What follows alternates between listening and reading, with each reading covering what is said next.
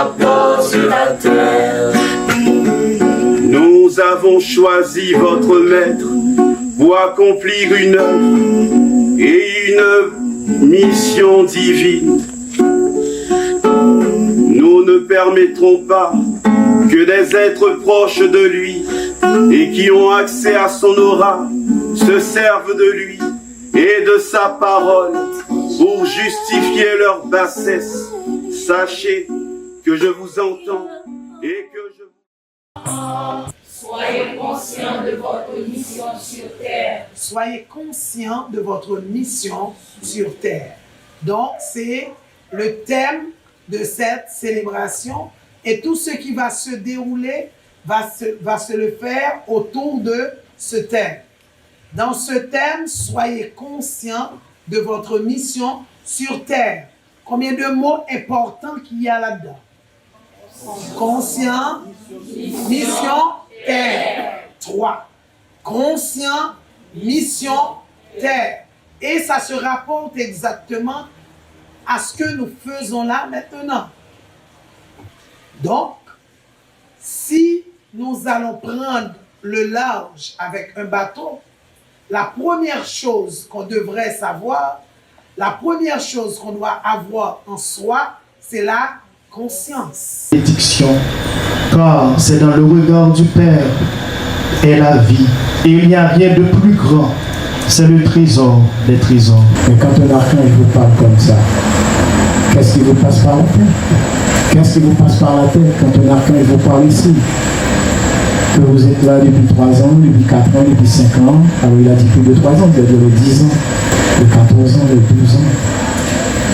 Je vous dis attention, rien n'est acquis pour vous, parce que vous devez continuer le chemin. Vous devez continuer à garder le chemin ouvert. C'est à vous d'identifier les vagues pour que le bateau circule. C'est à vous de conduire ce bateau à bon port. Eh bien, si vous n'êtes pas en mesure de le faire, vous serez tout simplement puni. Vous devez faire attention, vous n'êtes pas seul. Vous pouvez avoir une influence sur celui qui est à côté de vous.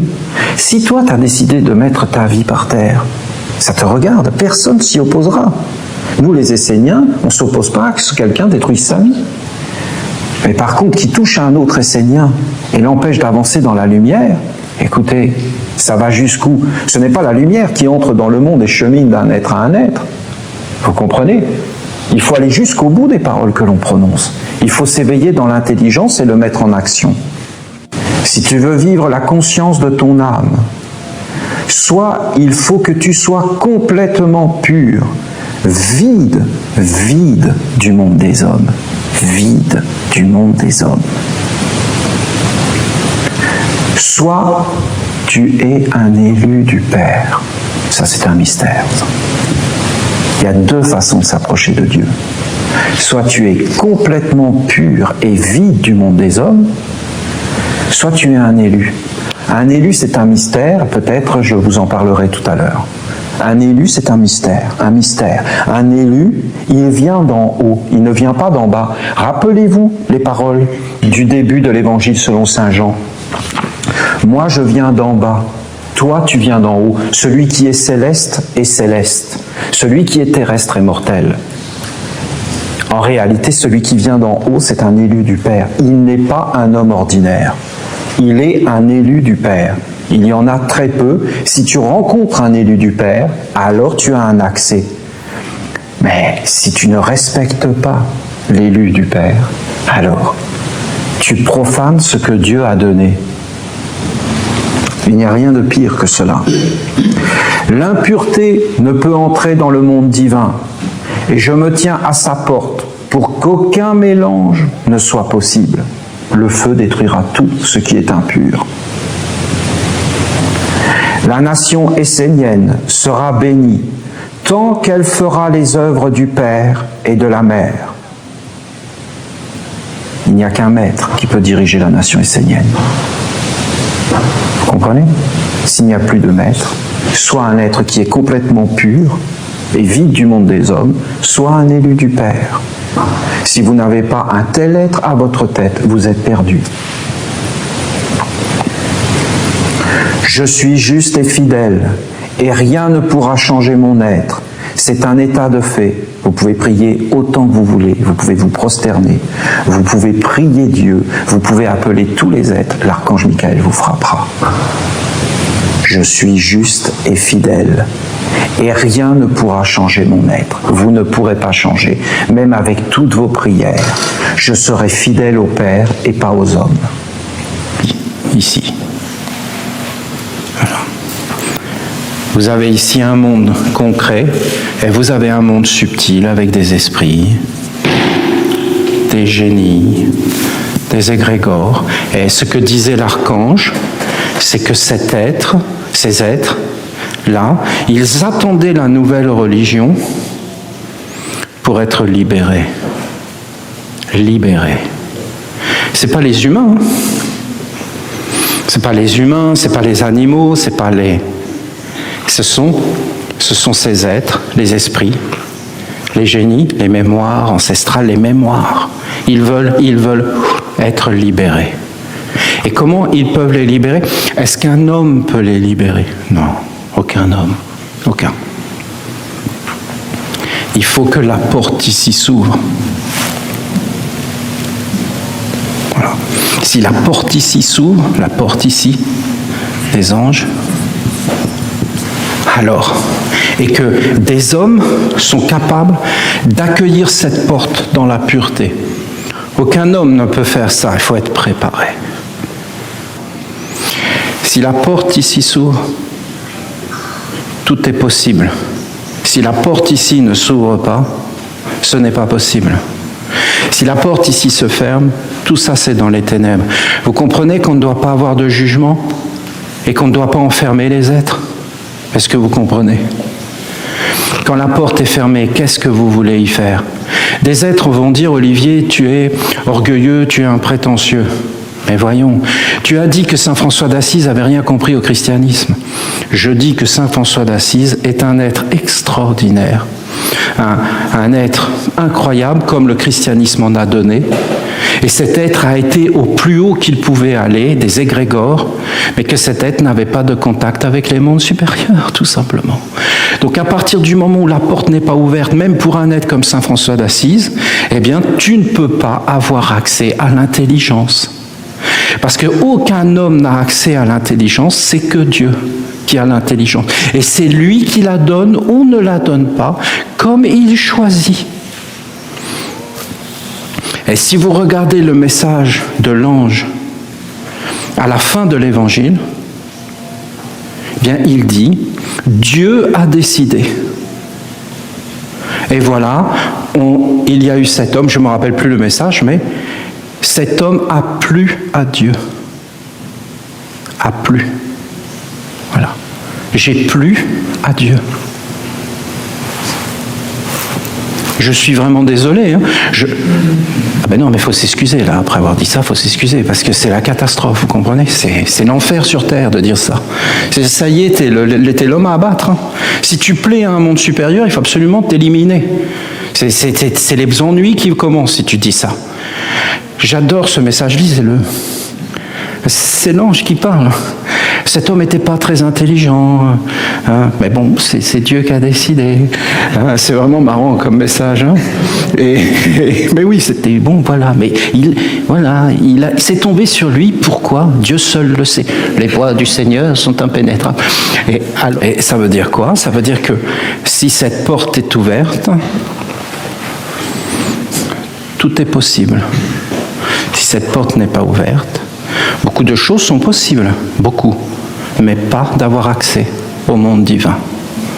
Si la porte est fermée, c'est les ténèbres. Le problème des religieux, c'est qu'ils ont eu des maîtres, c'est-à-dire des maîtres, des envoyés, des êtres qui étaient comme une merveille. Mais ils n'étaient pas une merveille parce qu'ils étaient des êtres exceptionnels. Ils étaient une merveille parce que ils avaient une alliance avec un monde supérieur. C'est tout.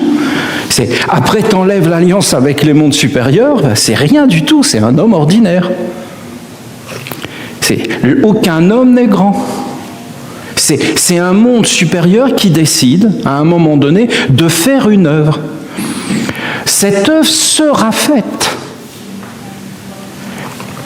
Est-ce que tu en profiteras, que tu en bénéficieras? Mais Olivier, voyons, c'est pas comme ça. Ah si, c'est comme ça. Ah si, c'est comme ça. C'est du capital, de l'investissement, de retour sur investissement. C'est comme ça qu'ils pensent. Et si vous imaginez autre chose, vous êtes vraiment dans des rêves de ces êtres qui ont menti. Toute personne qui investit veut un retour sur investissement, même Dieu, même les anges. C'est d'ailleurs pour ça qu'ils sont extraordinairement prudents et qui n'investissent pas sur n'importe qui parce qu'ils ne veulent pas perdre leur capital. Vous entendez ce que je vous dis? Regardez toutes les précautions qu'il faut prendre pour appeler un archange des cordes, tout un tas de choses, parce que dans les mondes au-dessus, ça les protège. Et qu'ils font vraiment attention à qui ils vont donner leur patrimoine. Et qu'il y a des tests, ils ont tellement été trahis, le monde divin a tellement été trahi, il faut que vous compreniez qu'à partir du moment où on trahit le monde divin, on perd notre capital. Et que c'est les ténèbres. Et que les ténèbres, c'est la pauvreté. Vous pensez que c'est la richesse absolue? Moi, je vous dis que c'est une grande pauvreté et un grand endettement. Et que si vous voyez le monde divin apparaître, c'est la splendeur, c'est la richesse, c'est la profusion. Parce que il faut bien que vous compreniez que l'homme n'existe pas. C'est une invention de ces mondes-là. C'est une invention. Mais Olivier, comment c'est possible une invention pareille? C'est une hypnose. C'est une croyance. Mais en réalité, ça n'est pas.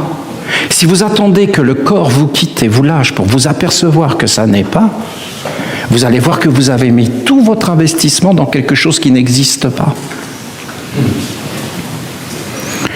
Dieu seul existe.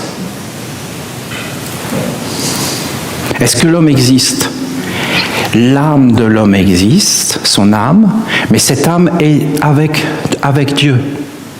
Et Dieu, par sa générosité et sa bonté, permet aux créatures d'exister, de faire des expériences. Voilà comment il faut penser. C'est une belle pensée. Parce que sinon, on va s'accrocher à des choses qui n'existent pas et on va souffrir.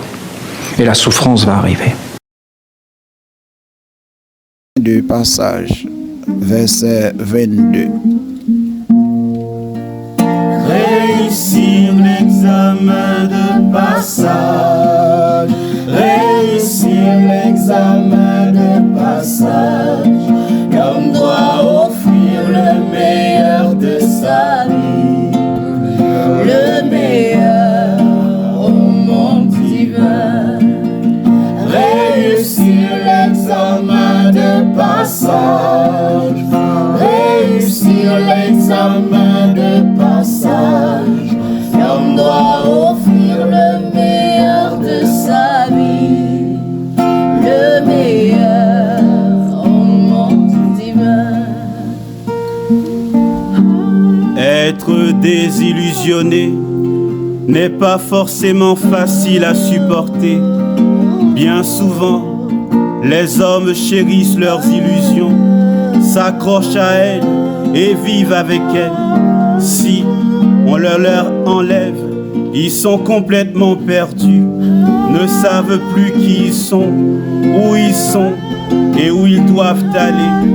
Ils peuvent même connaître une perte de vitalité, se retrouver sans force, sans élan, sans goût, perdant tous leurs repères.